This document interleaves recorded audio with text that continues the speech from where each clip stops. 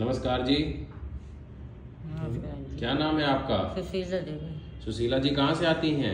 सुल्तानपुर से। सुल्तानपुर से।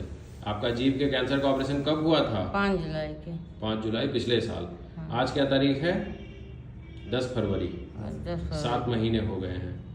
आपका ऑपरेशन हुआ था और उसके बाद सिकाई और कीमो भी हुआ था। हाँ। पूरा इलाज आयुष्मान में हुआ था? पूरा इलाज। कोई पैसे तो नहीं लगे थे? नहीं।